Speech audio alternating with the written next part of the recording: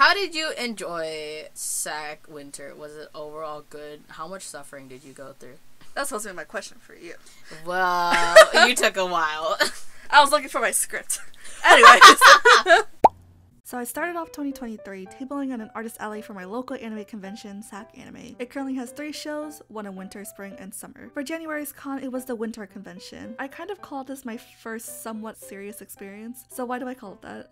Let's do a little history dive on my previous artist alley experiences. The first time I tabled at an artist alley was actually also at Sacanime Winter, but it was the 2018 show with my best friend Hime Art, or Sam. I was so excited then because we were both college freshmen at the time, and I was stoked to be able to table at a convention, though that entire weekend I actually ended up being sick, to the point where I lost my voice and Sam had to do most of the talking for me, and I stayed in my little corner bundled up, very sad because I couldn't talk to anybody. I was in my sad little Deku cosplay while she was Uraraka. I have a photo back then, but it's gonna stay in my Snapchat memories.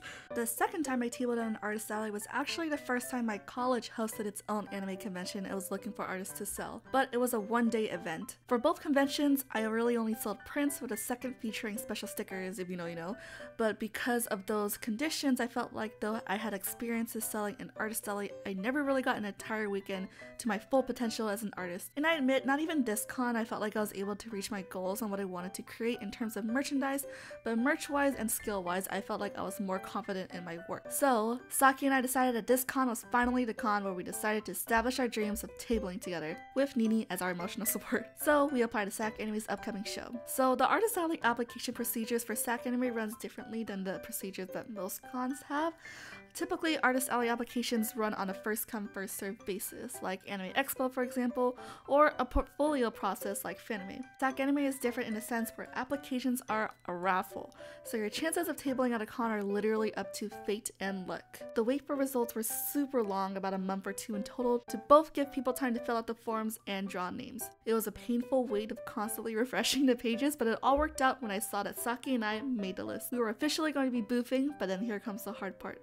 The production process. We were notified about our placement around late October. The con was in January, and we quite literally only had 2 months to do everything. And when I mean everything, I mean everything.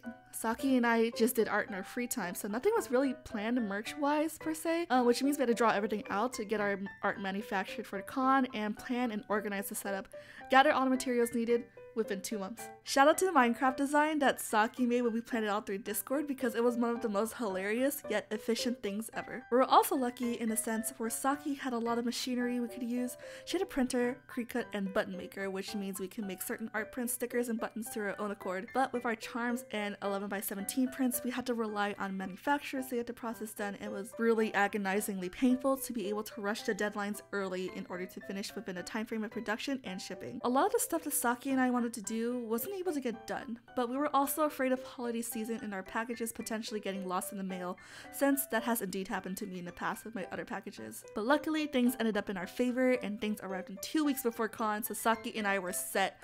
We were getting things ready for setup day. During the con, unfortunately, Saki and I were far too busy and exhausted to properly film or take photos of everything, but ultimately our setup looked like this. I think it's pretty nice for what we had. We even had little peekers of our personas on either side of our displays, but now that the display was all done, there was one thing left to do emotionally. We were scrambling around to finalize some products, but yeah, I feel like so many things happened this weekend, but because Saki and I were so busy, we couldn't actually physically record or take pictures of anything. But let's go ahead and try and recollect our thoughts of her. We did a corner table, which is really good. Yeah! It's really beneficial because it's like, okay, so technically it's in the back, but I was not aware that the back had the doors open as well. So technically that's also a front. But a lot of people don't even use that entrance anyway, so it's like good because people come in, but it's not like super crowded like the actual front. Yeah, but that's like the OG entrance. I think it kind of sucked because we did get a good spot, but it's like further to the right from the main entrance. Oh yeah. So like there were less people coming by than compared to the middle and the right side, which I don't mind because I get overwhelmed. I think I agree, because like I feel like if we were in a better corner table, I feel like we could have had more sales. But also, okay, so Saturday, Saki was gone for about an hour. That was the busiest hour of SAC, and I was so overwhelmed. Shout out to JJ, our friends JJ and Nat, for caring and helping at the table. Especially, well, because I know that Nat said that she wanted to do volunteer hours. But then JJ was there for moral support, and so JJ just ended up helping me and Nat do all the sales because we were participating in a stamp rally, a Genshin Impact stamp rally, where attendees were able to go around all of the artist table. It's kind of like a scavenger hunt. You collect the stamps from each individual artist, and then you go back to the house to get a mini goodie bag. I felt like a lot of our time was spent doing the scavenger hunt rather than making sales, and I feel like a lot of that also prevented like actual customers from looking at our stuff. Yeah, because it was so crowded. Like, there were so many people who were just standing behind others. Like the customers were standing behind stamp people, and stamp people were standing behind customers, and it was just like, it was so crowded. I feel like in a way it was good because it drew attention to our table. Also, it was bad because I feel like that's also like the only reason why people went to our table. But it's also good kind of because sometimes people look at our stuff and are like, hey, maybe I want to buy something. So it's like cons and pros in both ways. So if you're not familiar with tip jars and Artist Alley, it's just like a fun little thing for like if you don't want to buy anything or you just want to support your artist. But at a child shrine, I had some people contribute to the child shrine in which they gave me buttons, which is really cute. If they gave me something to contribute, I gave them a child sticker in return. Saki and I didn't realize this until our friend Hung peeked over. He was like, is that $100 bill in the child tip jar? We're like, hold the fuck up. And then yeah, we're like, I think that was like time where it was down, so that's why he came to the front. And then so we're all just sitting there like all huddling together like, is that a real $100 bill? And like Hung is like holding it up to the light and everything. And then we're like, all right, I'm gonna take this back home and show my dad, see if he knows it's 100 or not, every 100. And then Saki did, and it turns out it was real. It was a real 100. I'm like, that's crazy. So I need to know which rich child stand decided to put $100 in a child shrine and get like nothing out of it. Like, we didn't even recognize them. Like they didn't even say anything. They just dropped the $100 and dipped. Like, yeah, because like usually we're like, if anyone tips, we're just like, oh, thank you. We did not see anything. Like, that one just appeared there. It was just pure stealth mode. Like, what happened? Frank's bail funds. Oh yeah, so my tip jar was the child shrine, and Saki had Frank's bail fund. I wanted like some decoration for the table, right? And I'm like, I crocheted Frank, and I loved him, so I was like, I might as well bring him. Plus he matches my yellow aesthetic. And then so I brought him, and then Light was like, oh, we put him in a cage, and we're like, and I was like, sure. And I went to Daystar, and I was like, oh look, it's a cage.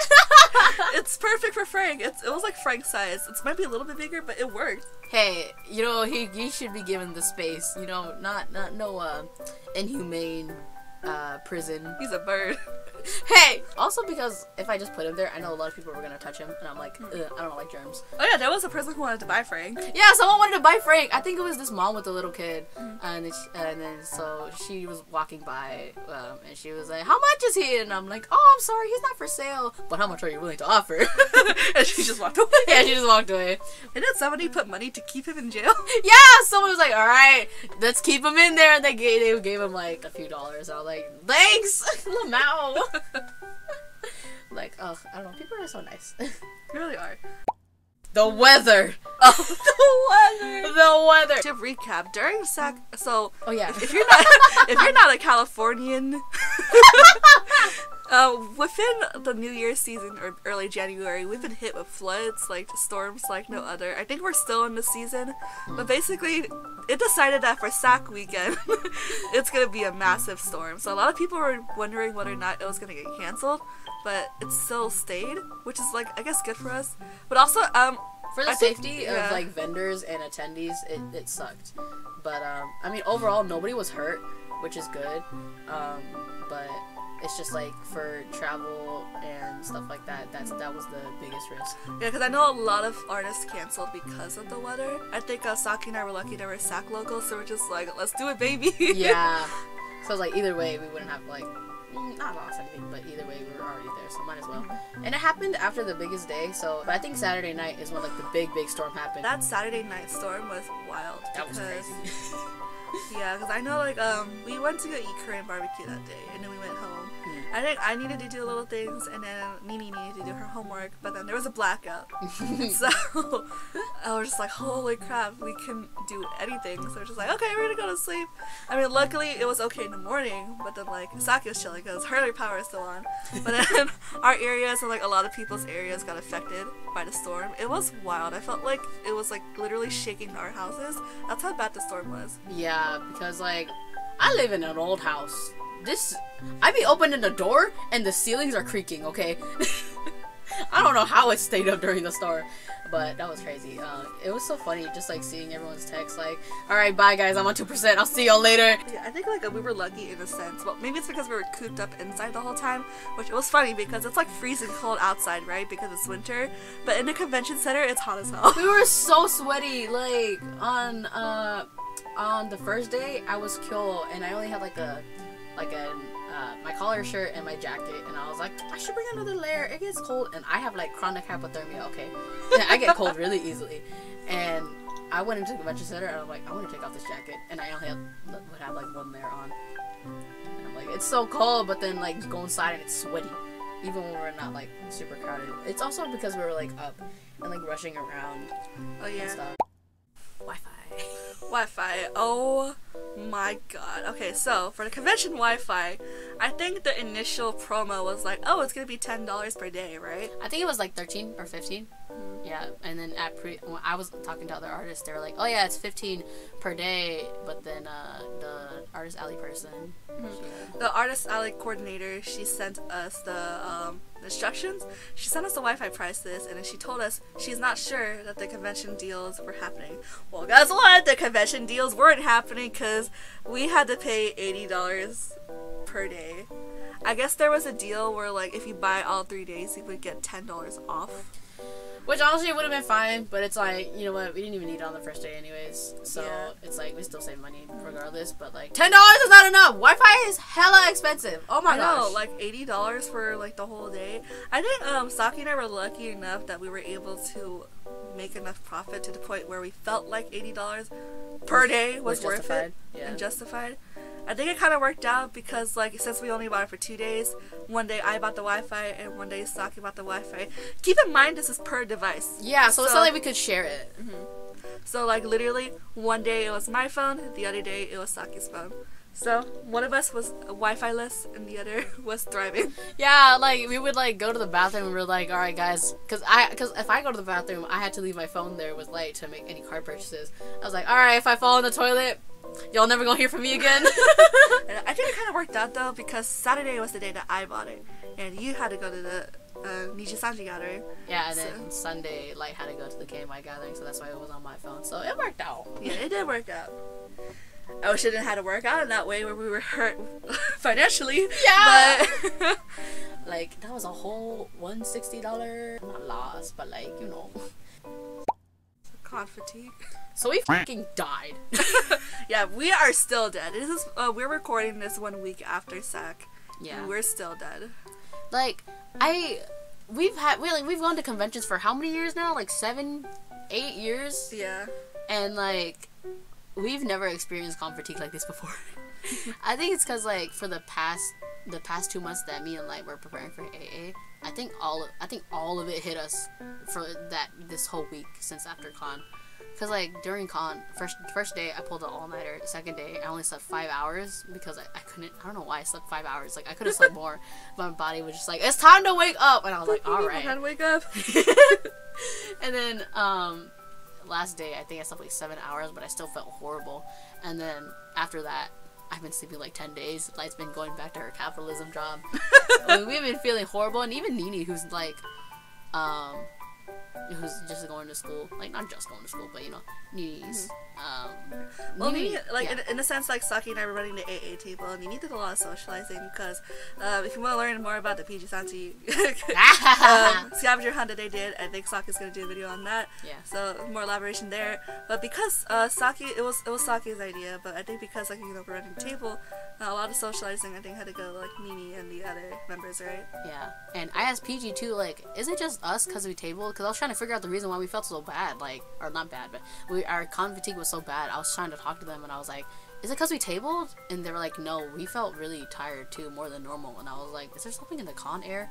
Like, yeah. Or is it just because we're excited because of AA, and PG's excited because of scavenger hunt? So I'm like, is it just us because of the things that we did, or is it like everybody feels like this? I mean, I don't know, considering it's also in Mercury retrograde. Not the Mercury retrograde! So Saki and I didn't record a proper outro, so it's just gonna be me. I do want to say that this experience has been really fun and something great to start off the year with. I did want to share this experience with everybody because this is really fun as my first artist alley in a long time and Saki's first, and hopefully we get to do more tables in the future. I don't know, we'll see what happens. I think there's a lot of great things that's coming in 2023 and I really hope to be able to just be able to share and talk about stuff like this more. So with that, I hope that everybody's year has been off to a great start and I hope you will see more of me in the future. Take care!